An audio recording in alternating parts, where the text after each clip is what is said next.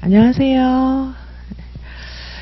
자, 이제 우리 서답식 답안 작성의 기초 요반 이제 시작하는데요. 쌤들께서 서답식 문제하고 열린 문제에 대한 어려움을 많이 느끼시잖아요. 그래서 이제 그런 답안을 좀 많이 써보는 걸로. 그래서 오늘부터 이제 사실 우리가 이제 서답식 문제로 정리하는 유아교육 개론, 유아교육 과정 이런 반들도 좀 이제 유아교육 개론은 벌써 끝났고 과정도 진행 중이고 해서 문제를 이제 많이 풀어보긴 했지만 여기서는 다시 한번 개강론을 쭉 보는데요. 좀 서답식 문제의 난이도를 우리가 이전에 풀었던 반보다는 살짝 높여갖고 볼 거고요. 그리고 이제 중요한 문제들은 약간 반복도 되고 이런 식으로 해서 조금 심화된 연습을 하는 걸로 그렇게 이제 생각하시면 되고요. 그리고 이제 요 과목만 수강하시는 선생님들도 계신데 이제 그런 경우에는 서답식 답안 작성을 좀 집중 연습한다. 뭐 그렇게 생각하시면 될 것 같고요. 저희 이제 연팩을 쭉 수강하신 선생님들 같은 경우에는 이전에 개강론 이제 서답식 문풀반이 있잖아요. 고반보다는 난이도가 살짝 올라갔다. 그렇게 생각하시면 될 것 같아요. 그리고 문제 수는 우리 이제 서답식 개강론 반은 문제를 일부러 제가 이렇게 수를 그렇게 많이 늘리진 않거든요. 문제 수도 그거보다는 약간 늘렸다. 그렇게 생각하시면 되고 요 반도 제가 이제 지금 4월에 진행하는 반이다 보니까 한 문제 한 문제 좀 자세히 설명하려고 해요.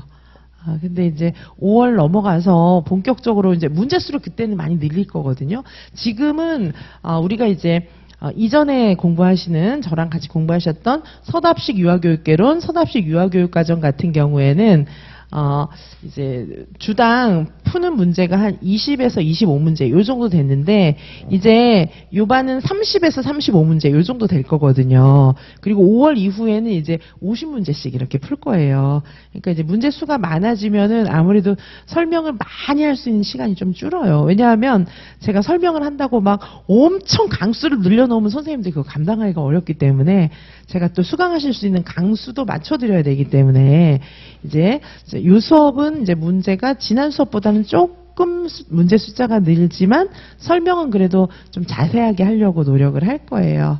자, 그리고도 만약에 시간이 조금 저는 욕심 같아서는 시간을 조금 더 남겨가지고 해당 파트를 암기장을 한번 쫙 리뷰를 해드리고 싶은 생각이 있거든요.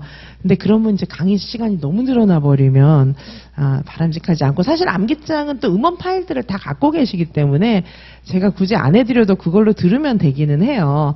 자, 그래서 제가 가능하면은 좀 암기장 리뷰까지 한번 빨리 조금이라도 해드리고 싶은 생각을 갖고 있는데 그것보다는 문제를 자세하게 설명해 드리는데 포커스를 두고 그러니까 개강론 중에서 가장 중요한 파트 몇 개는 골라가지고 암기장 리뷰까지 좀 해드리면 좋겠다 그렇게 생각을 하고 있어요.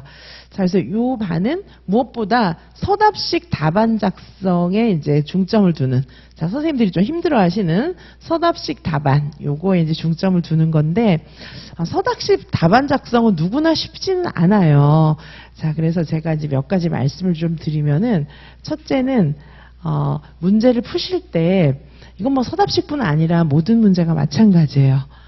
어떤 단어가 나오면 요 답을 쓴다 이렇게 절대 생각하시면 안 됩니다. 그게 가장 커요. 제가 이런 얘기를 왜 하냐 하면은 이제 개인 지도도 하고 제가 1대1로 선생님들을 많이 만나잖아요. 학습 공동체도 하고 선생님들을 많이 만나는데 그런 선생님들을 만나고 답안지 채점하고 이러면서 제가 정말 뼈저리게 느낀 것들이라 말씀을 드리는 거거든요. 그래서 이 서답식 답안 작성을 잘하기 위해서 첫 번째는 클루를 찾는 건 좋아요. 근데 클루를 찾는 방식이 틀렸다는 거예요. 제 말은. 아시겠죠? 그래서 클루를 찾는 거는 좋은 습관이나 이 클루를 그렇게 단순하게 찾으면 안 된다는 거예요. 자, 선생님들 예를 들면 유치원에서 우리 보물찾기 같은 거 할 때 3세, 4세, 5세 반 아이들 이렇게 수준에 맞춰서 보물을 숨기는 방식이 다르겠죠.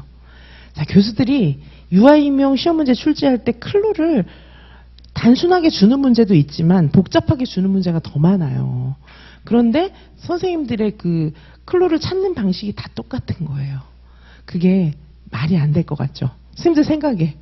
아니 교수들이 밥 먹고 맨날 평생 공부한 게 업인데 그 유치원 애들 보물찾기 하는 것처럼 그렇게 클루를 숨기겠습니까? 그렇지 않아요. 그래서 클루 찾는 방식이 지금 그 노량진에서 훈련시킨 방식이 너무 유치한 거예요. 그렇게 유치하게 접근 안 합니다. 그죠? 선생님들 같으면 평생 그거에 목매고 공부했는데 그걸 그렇게 유치하게 그렇게 막 저급하게 그렇게 안 해요. 그래서 클루 찾는 방식이 틀렸어요, 지금. 그죠? 클루 찾는 방식이 틀렸어요. 이 문제가 있어요. 이거 고쳐야 돼요. N수행 쌤들 전부 이거에 막 길들여져가지고 아시겠죠? 그래서 어떻게 하냐면 이거를 갖다가 특정 단어가 들어가면 이 답이야. 그런 게 어딨어요. 선생님들 친구랑 대화할 때 요 단어 쓰면 이런 뜻이야. 이렇게 말아요? 그런 사람 없죠? 그게 예를 들면 뭐 이렇게 남자친구 만나서 이제 헤어지자 이런 말을 할 때 요 단어가 들어가면 헤어지자는 거다. 이렇게 해석합니까? 아니잖아요. 남자친구의 말을 들어보고 맥락적으로 그리고 같은 헤어지자는 메시지도 다 다르죠. 그렇죠? 같이 사귀자는 메시지도 다 달라요. 요 단어가 들어가면 사귀자는 뜻이다. 이렇게 생각해요? 근데 왜 시험 문제는 그렇게 풀어요? 말이 안 되잖아요. 그렇죠? 자, 그 말이 안 되는 거예요. 그거는 너무 비상식이에요. 그거는 강아지들 훈련시킬 때 벨소리 한번 누르면 얘 침 흘리게 할 때 그렇게 하는 거예요. 그런 조건 반사 이런 것들도 이제 조금 좀 시간이 지난 이후에 행동주의도 그렇게는 안 했어요. 그렇죠?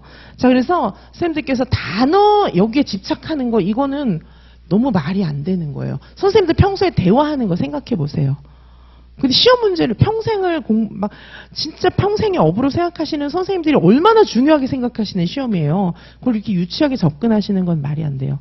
여기서 다 걸려 넘어져요. 너무나 아이러니하게도 너무 아이러니하게 이런 방식에서 다 걸려 넘어진다는 게 그게 말이 됩니까? 코미디예요, 이거는. 그러니까 지금 유아임용 수험가가 너무 죄를 짓는 거예요. 수험생 선생님들한테. 여기서 N수생 선생님들 빨리 여기서 벗어나세요. 초수생 선생님들 지금 저랑 같이 공부하시는 초수생 선생님들은 이제 그렇게 안 하겠죠. 근데 N수생 선생님들은 대화가 안 돼요. 무슨 단어 정말 제가 나중에는 막 짜증이 나기도 하는데 아니 선생님들한테 짜증이 나는 건 아니에요. 안쓰럽죠. 근데 이런 현실에 대해서 너무 짜증이 나는 거예요. 제가 뭐 이런 그지 같은 현실이 다 있나 이런 생각이 드는 거예요. 자, 그래서 클루를 찾는 방식은 단어가 아니에요. 단어가 아니고 진짜 선생님들께서 맥락을 이해하셔야 되는데 그래서 이거를 어떻게 또 설명할 수 있냐 하면은 이게 문해예요. 문해. 아시겠죠? 문해력이 내가 떨어진다 이렇게 얘기하는데 문제를 잘못 읽었는데 이 이유는 제가 개인 지도를 많이 해보니까 이유는 전부 이 특정 단어를 클루로 여기는 그런 단순한 사고. 그죠? 그게 아니에요. 그리고 선생님들께 제가 단어에서 클루가 아니에요. 맥락적으로 이해해야 돼요. 이러면 저는 문해력이 떨어지는데 힘들어요. 힘들 거 없어요. 오히려 단어 찾는 게 더 힘들어요. 뭐 그런 모험을 감수하고 그렇게 하지 않습니다. 자, 그래서 맥락을 좀 생각하면서 정말 정독해서 읽어달라. 그 다음에 또 한 가지가 있어요. 쓸 자리가 없는데 이를 썼으면 요 밑에 이를 써야 되는데 그렇죠? 자, 어쨌든 여기다 한번 끼워서 써보겠습니다. 이거 되게 중요한 건데 이렇게 조그맣게 쓰면 안 되는데. 자, 두 번째는 뭐냐 하면은 선생님들께서 문제를 해석할 때 어떻게 하냐면은 문제를 읽으면서 이 문제가 지금 뭐라고 했지? 이렇게 생각해야 되잖아요. 이 문제가 지금 여기서 뭐라고 하는 거지? 이렇게 생각해서 요 말을 하는구나. 요거에 맞게 답을 써야지. 이렇게 하는 게 정상이에요. 근데 그게 아니고 문제를 딱 읽을 때 문제가 먼저가 아니고 내 생각이 먼저인 거예요. 내가 갖고 있는 선입견이잖아요. 근데 그 선입견이 되게 유치해요. 왜냐하면은 이 공부를 제대로 한 게 아니고 사이비한테 다 배워가지고 노량진 수험가에서 막 이상한 사람들한테 배워가지고 이게 이론을 공부한 게 잘못돼 있는 거예요. 근데 그 잘못된 시각 자체로 교수들이 모여서 출제한 문제는 수준이 높은데 그거를 내 시각으로 이해하는 거예요.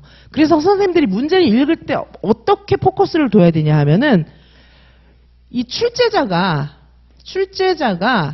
뭘 묻고 있는지, 뭘 묻는지 이거를 파악하려고 애를 써야 돼요. 출제자가 지금 뭘 묻고 있지? 이거를 파악하려고 애를 써야 되는데 이게 내 안경 가지고 문제를 보면서 그죠? 역시 이것도 같은 얘기예요. 보니까 순전 단어예요. 아니, 단어에 왜 그렇게 목을 매세요? 평소에 친구들하고 대화할 때, 남친, 여친하고 대화할 때, 평소에 주변에서 대화할 때 그렇게 단어에 목을 맵니까? 아니잖아요. 근데 왜 시험 문제 풀 때만 그렇게 단어에 목을 매는지 난 그걸 잘 모르겠어요. 단어에 목을 매기도 하고, 그 다음에 또 뭐에 또 목을 매냐 하면은, 목차 리스트 있죠. 목차 리스트에 또 목을 매요. 이게 어떤 분류에서 어디서 나온 건지 막 여기에 목을 매는데, 제가 누차 말씀드리지만은 출제자가 뭘 묻는지 아니고 내 시각을 막 이렇게 앞세우는 데는 두 가지가 있어요. 단어랑 또 하나는 목차 리스트. 수험서 목차 리스트. 이 출제자가 뭘 묻는지를 이게 여기에 포커스가 없어요. 어떤 문제가 딱 나오면 내 수험서 목차 리스트를 떠올리는 거예요. 수험서 목차 리스트. 와, 이거는 수험서 목차 리스트를 떠올리는데, 이 수험서 목차 리스트는요, 이거는요, 지극히 일부예요. 교수들은 이 책을 안 본다는데 문제가 있는 거예요. 출제진들은 이 책을 안 봐요. 이런 책이 있는지도 몰라요. 그리고 출제진 교수들은 유아임용 수험가에 별로 관심이 없어요. 자기가 그냥 문제는 수많은 일 중에 유아임용계에서 해야 될 일이 얼마나 많습니까? 그 수많은 일 중에 지극히 일부예요. 그리고 출제를 매년 하는 것도 아니야. 교수들 입장에서는요. 출제를 매년 하는 게 아니라 어쩌다 한 번씩 들어가서 출제하는 거거든요. 그렇기 때문에 유아임용계는 그렇게 주된 관심사가 아니에요. 어느 강사가 무슨 말을 했는지 강사 이름 알지도 못해요. 그래서 그런 막 유언비어, 이상한 유언비어에 이렇게 휩쓸리지 마시고, 그 다음에 평가원장은 이 유아임용 시험만 관장하는 게 아니에요. 우리나라에 있는 모든 시험 관장하고, 그리고 평가원장도 본질적으로 저명한 교수이기 때문에 평가원을 그만두고 교수 본업으로 돌아갈 거를 생각하고 있기 때문에 이 사람들은 자기가 어떻게 하면 장관 될까, 예를 들면, 그다음에 어떻게 하면은 내 연구 분야에서 업적을 낼까, 이거에 관심이 있지 유아임용에 그렇게 관심이 없어요. 근데 출제하는 사람들은 자기의 전문성 갖고 출제하는 건데, 이 수험서 따위에 관심이 있겠습니까, 이 사람들이? 그러니까 수험서 목차 리스트는 출제진의 머릿속엔 없는 거예요.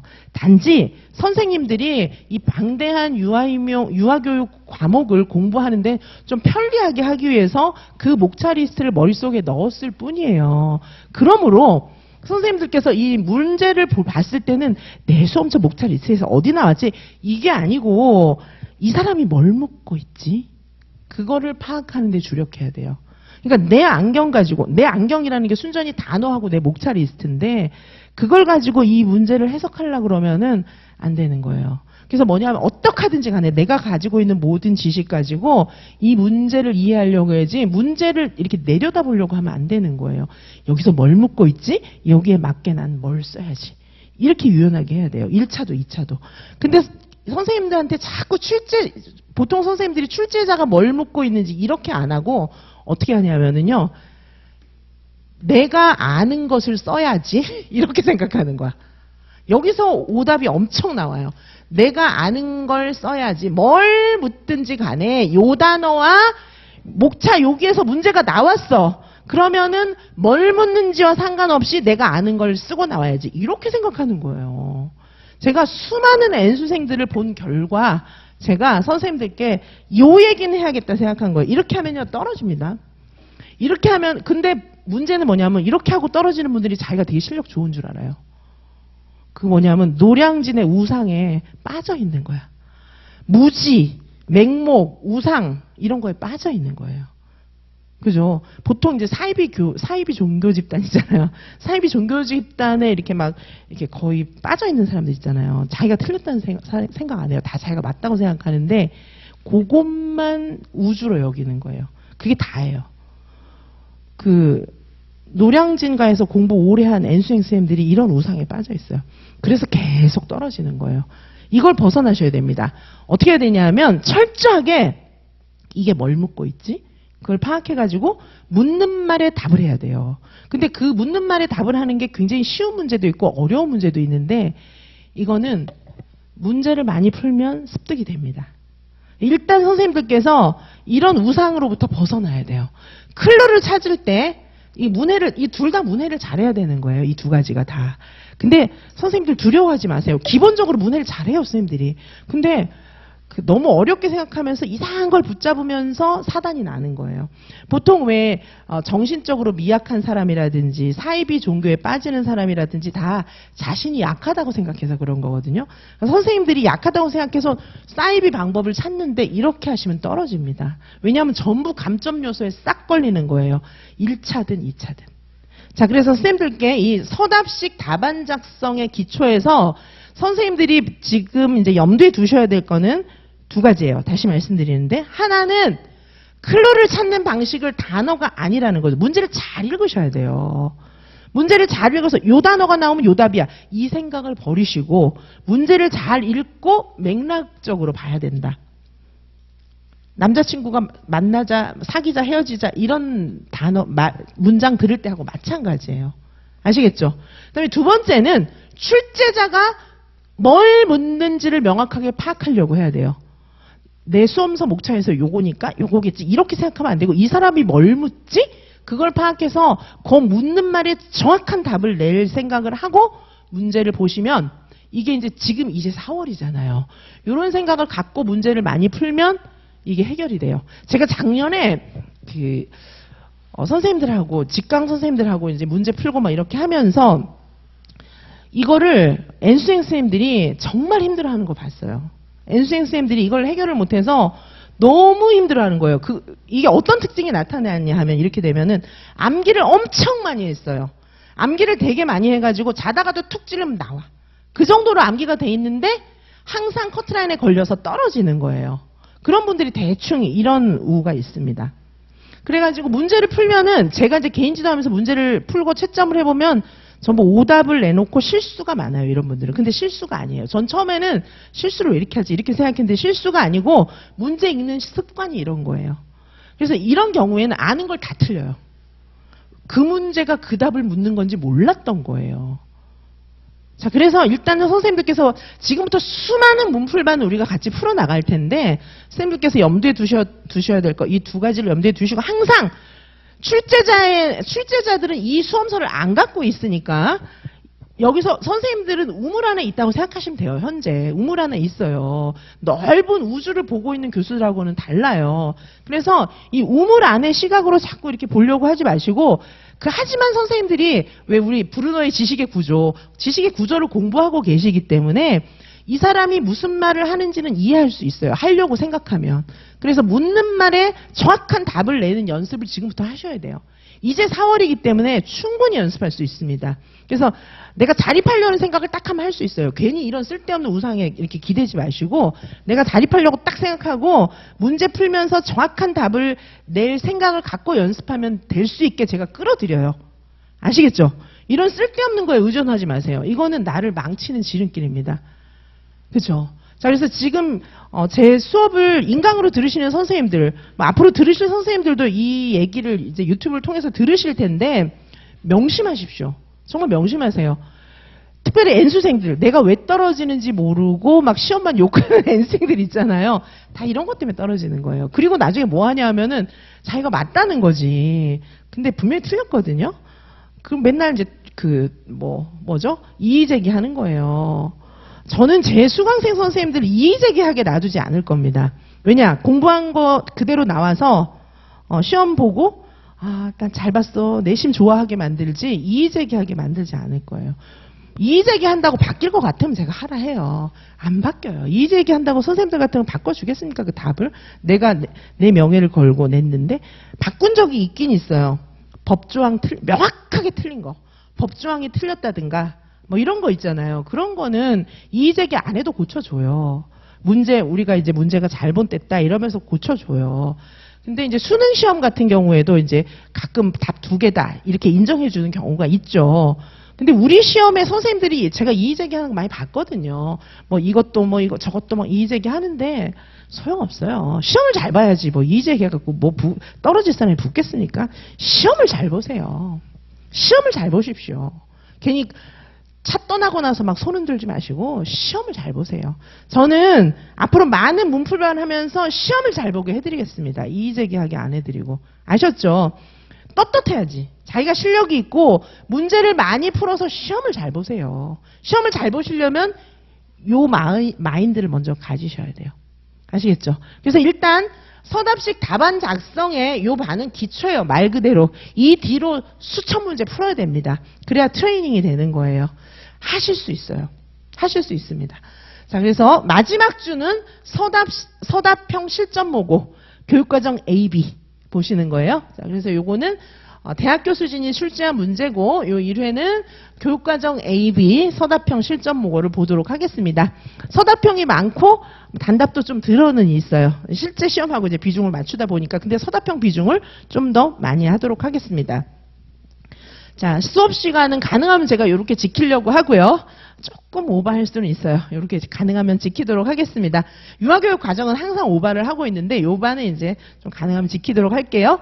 자, 그래서 여기는 이제 이론 정리하고 암기는 문제를 통해서 해결하시고 제가 몇 파트 좀 제가 설명을 좀 추가로 해야 되겠다 싶은 파트만 조금 다시 이론 정리를 해드리도록 하고요.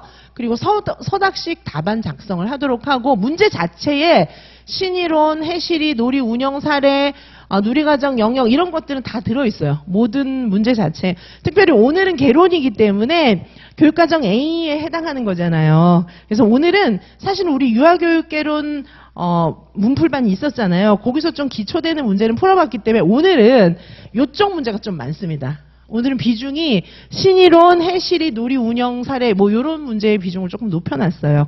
그래서 한번 오늘은 그렇게 풀어보시고 다음 주부터는 또 이제 강론 파트별로 그렇게 진도를 맞추도록 하겠습니다. 자, 제가 말씀드리지만 이 문제는 이지선 유아명에서 제공하는 모든 문제는 대학교 수준이 출제한 문제예요. 자꾸 뭐 겸임도 교수라고 하는데 겸임은 엄밀하게는 교수 사회에서는 교수라고 치지 않아요. 아시겠죠? 겸임은 다른 산업체에 근무하면서 잠깐 대학에 오는 사람들이에요.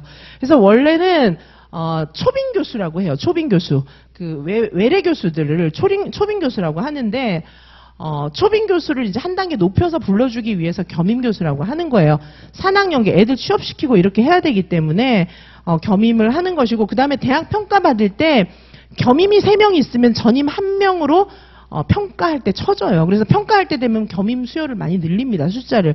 근데 겸임을 데려다가 문제를 출제시키고 이런 짓은 안 해요. 겸임은 엄밀하게 말하면 전문가가 아니에요. 그래서 현장 경험이 있는 사람들인 거지 PhD 받은 박사들이 아니기 때문에 PhD 받은 박사들만 초빙을 합니다. 문제를 낼 때는.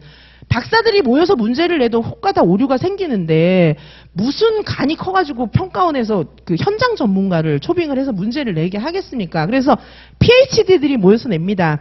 PhD가 이제 철학 박사, PhD가 이제 진짜 학문을 한 박사들을 얘기하는 거예요. PhD들이 모여서 문제를 출제하고 그리고 이 문제 출제는 보통은 대학의 부교수급 이상들이 모여서 출제를 해요. 완전 교수 처음 된 사람들은 웬만하면 잘 안 데려가는데 이제 뭐 신선한 그런 두뇌가 필요하면 가끔 뭐 데려가기도 하지만 보통 부교수급 이상들이 우리나라의 모든 일들을 다 합니다. 모든 일들을 부교수급 이상들이 다 해요.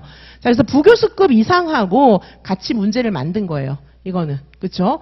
뭐, 너무 저보다 막 너무 후배들은 저랑 같이 일하는 것도 불편하잖아요. 그래서 부교수급 이상하고 같이 만든 문제고, 대학교 수준이 출제한 문제를 풀어봐야 돼요. 왜냐하면 안 그러면 일반인하고 생각이 너무 달라요. 대학교 수준하고는 너무 다르고, 수험가에서 사이비로 뭐 대학 교수가 이렇게 생각한다.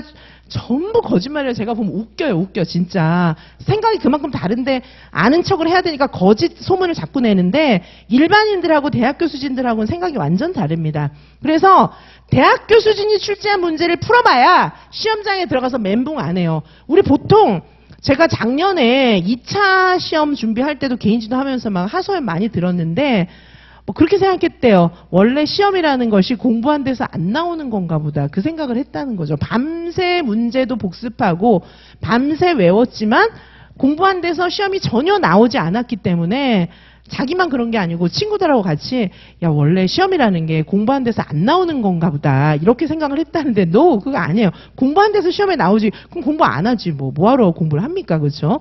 자, 대학교 수준이 출제한 문제를 풀어야 하는 이유는 공부한 데서 문제가 나와야 되는 게 정상이고 대학교 수준이 출제한 문제를 풀어야 공부한 데서 문제가 나옵니다. 일반인이 출제한 문제를 풀면 아, 시험이란 원래 공부 안 한 데서 나오는구나 그런 생각을 할 수밖에 없어요. 자, 그래서 대학교 수준이 출제한 문제고, 자, 저하고 같이 공부하시면 아, 이 출제자가 왜 이런 문제를 냈지? 이런 걸 알 수 있어요.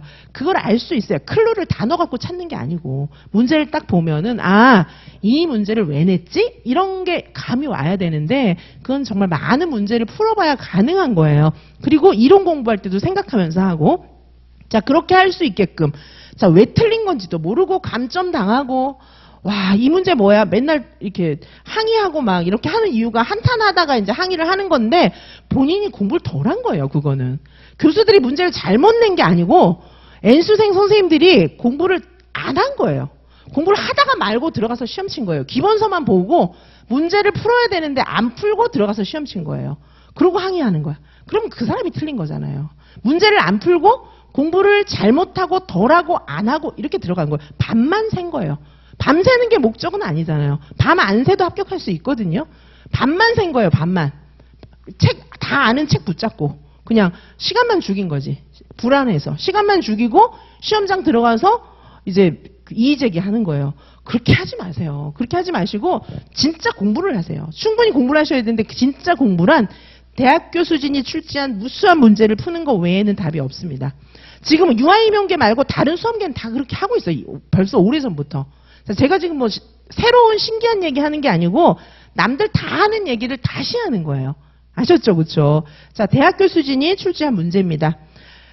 자, 그리고 이 수업은 보시면은 개강론 내용을 엄선해서 서답식으로 문제를 보고 아까 말씀드렸던 것처럼 해시리, 놀이 운영 사례집, 신이론 뭐 이런 거 법안전 장학 이런 거 다 포함해서 문제를 보고요. 선생님들이 아까도 말씀드렸는데 문제를 정확하게 파악하는 연습 이거 너무 중요해요.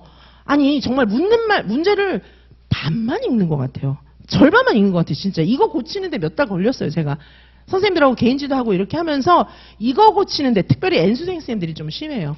이거 고치는 것만 몇 달 걸렸습니다. 아니 문제를 읽고 뭘 묻는지를 답을 쓰는 게 아니라 아 내가 내가 아는 게 나왔어 이러고 그냥 너는 뭐 출제자 너는 말을 해라 난 이렇게 쓰고 갈 테니까 이러고 있어요. 아닌 것 같죠? 선생님들 이거 알려면 어떻게 알면 되냐 하면요. 요거를 이제 고치기 위해서는 아까 제가 출제자가 묻는 말을 파악해서 정확하게 답을 하라고 그랬잖아요. 많은 문제를 풀어봐야 하는데 요거를 고치기 위해서는 사실은 어떤 게 필요하냐 하면은 이제 많은 문제를 풀어보는 거. 첫 번째는 많은 문제를 풀어보는 거.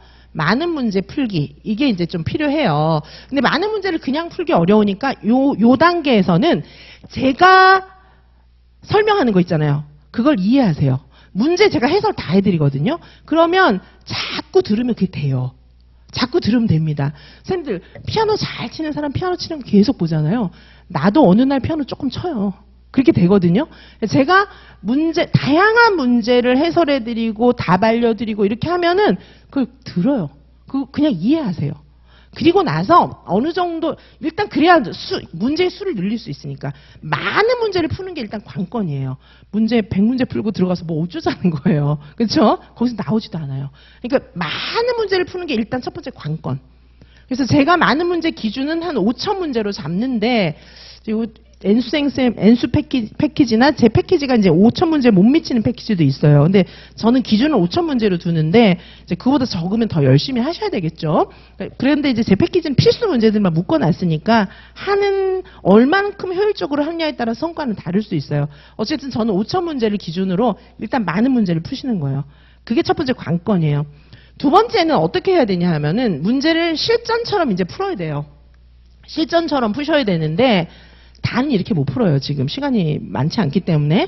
그래서 실전처럼 푸는데 요거는 25문제당 70분에 맞추는 게 표준이에요. 25문제. 우리가 보통 교육과정 A든지 교육과정 B든지 간에 70분에 풀잖아요. 그러니까 한 교시당 한 25문제 정도로 묶여 있습니다. 그래서 25문제를 요거를 70분에 푸셔야 돼요. 요런 걸 한번 해보세요.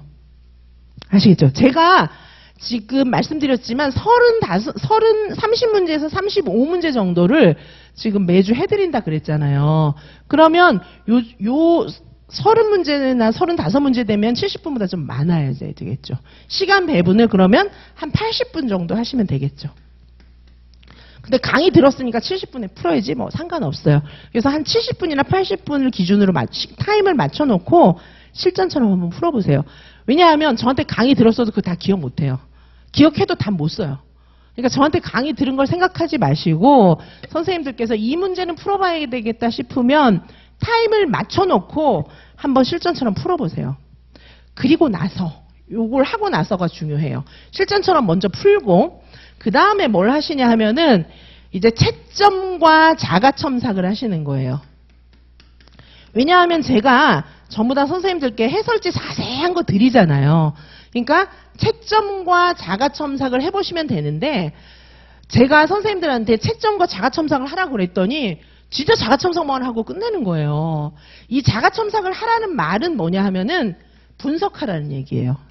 나의 스타일을 분석하라는 얘기거든요. 이 분석은 뭘 하시냐 하면 자, 실전처럼 풀고 나서 자가채점을 해봐야 되는데 그때는 나를 분석하는 거예요. 어떻게 분석을 하냐 하면은 오답 유형. 내 오답 유형이 뭔가 이거 찾아야 돼요. 한 사람이 실수하는 유형은 다 똑같아요. 반복됩니다. 공통된 실수가 계속 반복돼요. 그러니까 선생님들께서 실전처럼 문제를 풀고 나서 요거를 스스로 제 모범 답안을 보면서 체크를 좀 하셔야 돼요. 그래서 내가 막 틀린 거 있는데 보면은 여기 막 오답 유형이 실수가 80%야. 이런 분들이 있어요. 제가 선생님들 개인 지도하면서 너무 놀란 게 어떤 분은요. 이거 다 아는 걸 싹 틀리는 거예요. 당락이 완전 갈려요. 아니 이분은 합격을 해도 상위권으로 합격할 뿐인데 계속 떨어지네. 이런 분 많아요. 이게 전부 아는데 싹 틀리고 오는 거예요. 몰라서 틀리는 게 아니에요. 그런 분이 훨씬 많습니다. 진짜 몰라서 틀리는 것보다 공부를 어느 정도 해서 특별히 노량진에서 암기 달달달 하신 분들 있잖아요. 몰라서 틀리는 게 아니에요. 다 아는 건데 문제를 못 읽어요. 진짜 자다가 쿡 찔러도 나온다니까요. 근데 계속 떨어지는 거예요. 문제 있는 거예요. 그분 공부가 잘못된 거예요. 문제 있는 겁니다. 그거는. 막 이놈의 시험 이렇게 할 일이 아니에요. 나를 고쳐야 돼요. 분명 고칠 수 있어요. 근데 좀 이렇게 각고의 노력을 해야 됩니다. 그럼 고칠 수 있어요. 작년에 전 그거 고치는 분들 많이 봤어요. 딜리트 키 눌러가지고 컴퓨터 파일 지우기를 진짜 자가 스스로 하는 거예요. 됩니다, 그거. 되는 거 저는 많이 봤어요. 자, 그래서 일단 오답 유형을 찾으셔야 되고요. 그리고 이제 선생님들이 이제 모범 답안을 보면서 답안을 점검, 키워드가 뭐 들어갔나, 뭐 빠졌나 이렇게 하시는데 이 답안 점검은 사실은 어떻게 하셔야 되냐 하면은 이거 묻고 있는 게 뭘까? 묻고 있는 것이 묻는 의도, 묻고 있는 것이 무엇인지 이거 알아야 되고요. 자, 그 다음에 묻고 있는 것이 무엇인지 알아야 되고 그 다음에 내 답이 정확하게 이 묻고 있는 것에 답을 제대로 했는가, 묻고 있는 것이 무엇인지 내 답이 정확한지 이걸 보셔야 돼요. 키워드 빠졌는지 그것만 체크를 하시더라고요. 보니까 문장만 보시는데 사실은 요거를 보셔야 됩니다. 자, 그래서 선생님들께서 요거 문제를 정확하게 파악하는 연습을 하시려면 문제를 정확하게 파악해야 요게 정확한 답안 쓰기가 되겠죠. 자, 그래서 여기 3번, 4번은 같은 얘기예요. 이 두 개. 근데 뭐가 더 중요하냐면 3번이 더 중요해요. 3번이 안 되면 4번은 못 하는 거예요. 그죠? 그래서 선생님들이 보통 채점하고 자가첨삭 하라 그랬더니 뭐만 하냐 하면은 요거 모범 답안하고 내가 뭐가 다른가 요런 것만 찾고 있는데 이것보다 더 선행해야 되는 게 내 오답 유형을 보셔야 돼요. 내가 왜 자꾸 오답을 내지? 왜 틀렸지? 이걸 좀 보셔야 돼요. 그리고 이제 개론, 신의사, 예자 중에서 내가 약한 부분이 어떤 건가? 나를 좀 분석해야 되는 거예요. 내가 약한 부분이 뭐지? 그렇게 하시고 실전처럼 풀고 실전처럼 풀라는 말 안에는 채점과 자가첨삭을 하라는 얘기가 같이 들어가 있는 거예요. 여기서 끝나면 안 돼요. 이걸 한 다음에 어떻게 가야 되냐면 채점하고 자가첨삭을 했죠. 그럼 이걸 한 다음에는 뭘 하셔야 되냐 하면 이제 나의 허점이 분석이 되거든요. 그럼 이거 다음에는 선생님들께서 대책을 세우셔야 돼요. 이거에 대한 대책. 자, 이 단점이 뭐가 나오잖아요. 그럼 대책을 세워가지고 요걸 어떻게 극복하지? 이렇게 해서 대책 세우시고 계획 세우시고 이거 어떻게 극복할 건지 계획 세우시고 실천하고 이렇게 하셔야 돼요. 대책 세우고 대책하고 계획하고 같지만 좀 더 구체적으로 계획을 세우는 거예요. 그리고 진짜 그걸 실천해 보는 거예요. 그 다음에 어떻게 해야 될까요? 여기까지 다 했죠. 그 다음에는 점검. 어떻게 점검하냐 하면 이 점검하는 방법은 또 실전 보고를 보는 거죠. 또 실전 보고를 보고 다시 자가첨삭 분석해 보는 거예요. 지난번과 같은 실수가 얼마나 반복되나 다시 보는 거예요. 요거를 계속 지금 이런 절차를 계속 하시죠. 그러면 아까 문제 멋대로 읽는 습관 있잖아요. 이거. 그래 이 단어가 나왔어. 무조건 답 이거야. 이래갖고 막 정말 붙을 뿐이 막 떨어지는 이런 거 있잖아요. 거의 90% 다 해결됩니다. 이 절차를 계속 반복하면은 N수행쌤들이 컷에 걸려서 떨어졌던 거 있잖아요. 그거 다 극복될 수 있어요. 작년에 저랑 같이 공부하면서 붙으셨던 N수행쌤들은 다 이 작업하고 붙으신 분들이 많습니다. 자, 초수생쌤들은 이게 오히려 쉬워요. 이 작업이 쉬운데 N수인데 사실 이 컷에서 걸려서 떨어져서 컷을 넘어서는 게 진짜 어려운 거예요. 왜냐하면 자꾸 컷에 걸려서 떨어졌다는 얘기는 내 공부 방법에 문제가 있다는 얘기예요. 자꾸 뭐 난 아깝게 떨어졌어 이러시는데 그게 아닙니다. 그게 아니에요. 그래서 선생님들께서 지금 제 유튜브를 보시면서 나를 딱 진단하셔야 돼요. 만약에 컷에서 계속 걸려서 떨어졌다 이러면 내 공부에 문제가 있어요. 이거예요. 근데 문제 있으니까 관도 아니고 해결할 수 있어요. 작년에 그래서 붙은 분들 많습니다. 그거 해결하셔야 돼요. 아이고 아까워 이놈의 시험. 그게 아니고 내 공부가 문제가 있는 거예요. 자, 대체로 이 문제인데 지금 제가 말씀드린 이 방법을 계속해서 반복하실 경우에 이게 점점 해결이 돼서 90% 이상 해결이 되는데 저는 90%도 좀 부족한 거죠. 그래서 선생님들이 틀리는 문제를 봤을 때는 대부분 실수예요. 진짜 몰라서 틀리는 문제는 많지 않습니다. 그래서 저는 실수를 안 하기를 바라는데 많아봤자 1개. 그 정도 돼야 돼요. 안 그러면 실수 때문에 떨어진다니까요. 대부분 다 실수인 거예요. 그러시면 안 돼요. 근데 그 실수가 전부 문제를 잘못 읽은 경우가 훨씬 많습니다. 그리고 이제 시간 배분 이런 문제도 있는데 시간 배분도 결국은 타이머 맞춰놓고 계속 연습하는 거예요. 그래서 결국은 선생님들께서 지금 제가 25문제당 70분, 80분 뭐 이렇게 얘기했잖아요. 지금 얘기예요. 지금 얘기. 근데 초수생이라 나는 아직 정말 공부가 안 돼 있다 이러면 더 늘려도 좋습니다. 지금 시간이 문제가 아니고 정확하게 문제를 읽고 답을 쓰는 걸 캐치하는 게 더 중요하기 때문에 내가 지금 공부가 덜 돼 있으면 시간은 더 늘려도 좋아요. 근데 나중에는 25문제당 60분에 완성하시기 바랍니다. 교육과정 A, 교육과정 B를 60분 만에 완성하세요. 나중에는. 논술은 50분 만에 완성하시고. 그래서 10분 이상 일찍 답 쓰는 연습을 하셔야 돼요. 그리고 제 문제는 서답식 문제가 엄청 많거든요. 열린 문제, 서답식 문제가 엄청 많기 때문에 답안지 한 장이 빡빡하게 써질 거예요. 그걸 연습하셔야 돼요. 왜냐하면 이 서답식 열린 문제가 많으면 나중에 반드시 시험장에서 시간이 부족해요. 자, 그런데 시간 부족해서 떨어지는 분들도 허다하거든요. 되게 많아요. 진짜 몰라서 떨어지는 분은 많지 않아요. 실수, 시간 부족, 뭐 전부 이런 것 때문에 떨어지는 거거든요.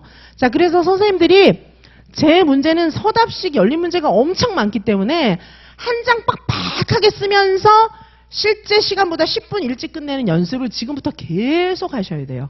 그럼 시험장 가서 시간이 남아요. 막 몇 번 보고 고치고 그럴 시간 다 납니다.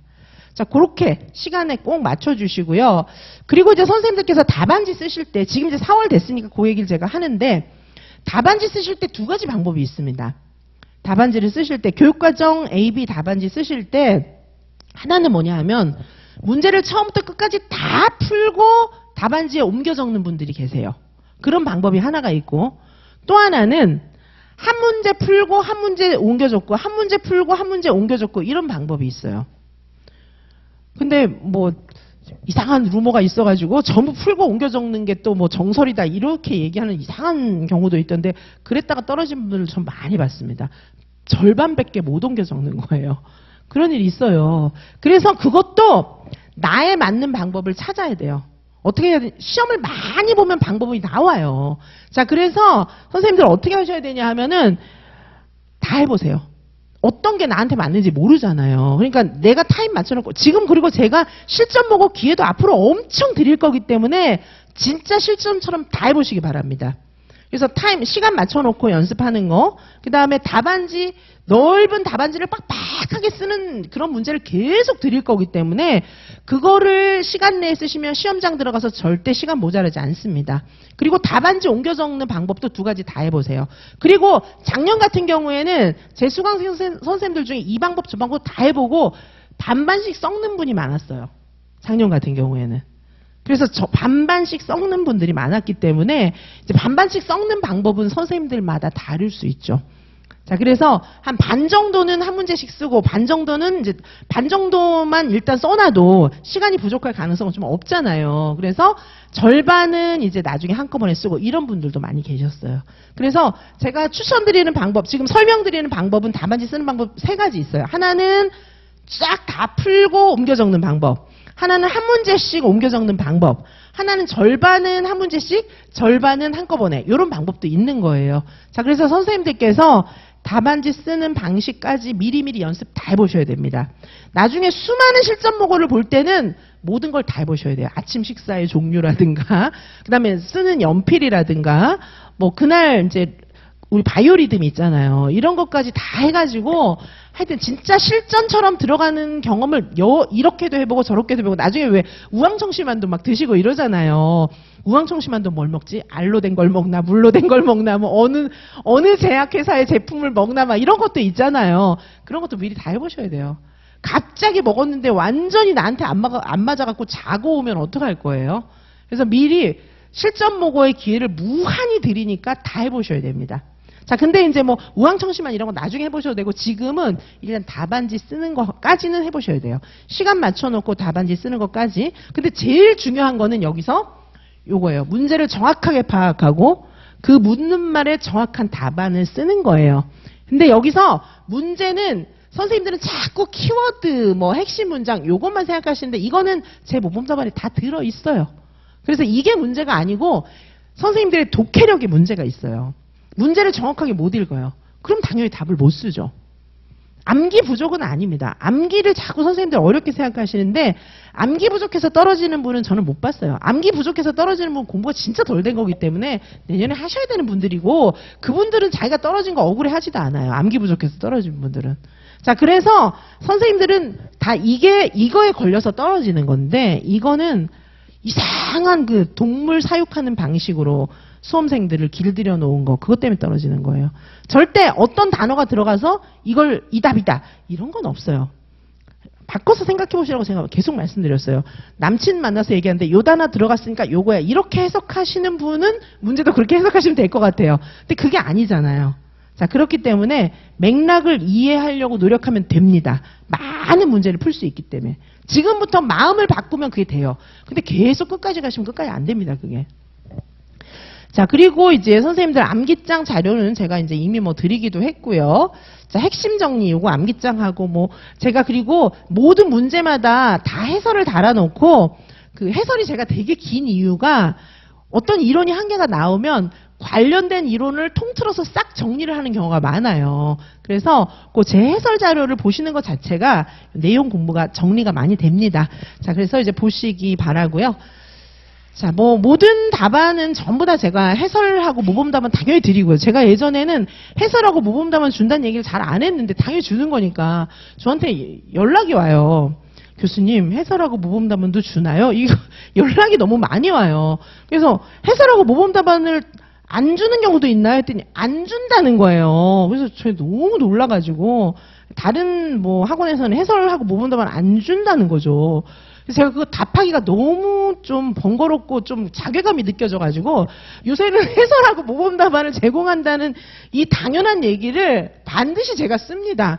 해설하고 모범답안 안 주는 강의는 듣지 마십시오. 아니 그런 사기가 어디 있습니까? 선생님들 만약에 조카나 아들, 딸 학원 보내면서 문풀하면서 해설하고 모범답안 안 주는 학원에 보내겠습니까? 안 보낼 거잖아요. 그런 데가 어디 있어요? 그런 사기가 어디 있습니까? 아니 복습 어떻게 하라고? 말이 안 되는 그런 강의가 있다면 듣지 마십시오. 왜 들어요 그거를? 공부 안 돼요. 해설하고 모범 다 외우실 거예요? 강의 시간에 다 외우실 겁니까? 안 돼요. 그거는 문제에 자신 없다는 얘기예요. 그리고 선생님들을 무시하는 건 둘째치고 본인한테 자신이 없는 거예요. 절대 듣지 마시기 바랍니다. 자, 모범 답안하고 해설 답안 저는 충분히 드릴 뿐만 아니라 전부 PDF 파일로 드립니다. 아시겠죠? PDF로 다 드려요. 그러니까 요거 보시고 어디서든지 출력해서 막 보시고 오리고 붙이고 다 하시고요. 나중에는 제가 단거나도 문제 단거나 강의도 넣어서 문제 단거나도 많이 해드리고 그 다음에 합격생 문제 단거나 자료까지 다 드릴 거예요. 그래서 선생님들께서 문제 단거나를 스스로 좀 하시는데 난 못하겠다 그러면 하지 마십시오. 제가 해드리는 거 합격생이 한 거 그냥 그것만 단거나해서 보세요. 극단적으로는. 근데 이제 하시면 더 좋죠. 근데 저 못하겠어요 막 이런 분 계시잖아요. 솔직히 제가 드리는 것만 다 하고 들어가도 큰 문제는 없습니다.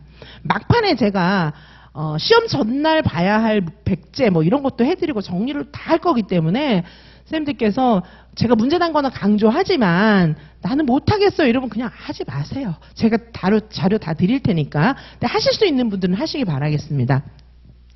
자, 그래서 여기 주차별 강의 내용을 보시면은 자, 오늘은 이제 개론 좀 널널하게 개론은 이제 쌤들 우리 문제를 워낙 많이 풀었어요 이미 사실. 그리고 앞으로 개론 백제도 있고 이제 풀 문제도 많아요. 그래서 오늘은 일단은 좀 열린 문제 중심으로 해가지고 신이론 해실이 요 문제를 좀 많이 넣었고요. 그래서 요거 개론 중심으로 오늘 좀 볼 것이고 그 다음에 이제 다른 날들은 요런 문제 보고 자연탐구는 문제가 뭐 많지는 않기 때문에 자연탐구 하나만 보면 그리고 실전 모고 이렇게 보도록 하겠습니다. 제 생각에 요 날은 시간이 좀 부족하지 않나 싶은데 시간 부족하면 뭐 보강을 해야죠. 자, 그렇게 해서 보강을 많이 하진 않을게요. 제 강의는 가능한 한 선생님들 보강을 많이 안 하려고 노력을 하는데 불가피하게 내용이 너무 많은 그런 수업은 보강을 좀 하긴 하는데 들을 강의를 막 많이 늘려드리지는 않겠습니다. 자, 그리고 매주 목요일마다 학습 공동체 하니까 선생님들 답안 쓰는 방법이나 이런 거 잘 모르겠는 분은 저한테 미리미리 물어보세요.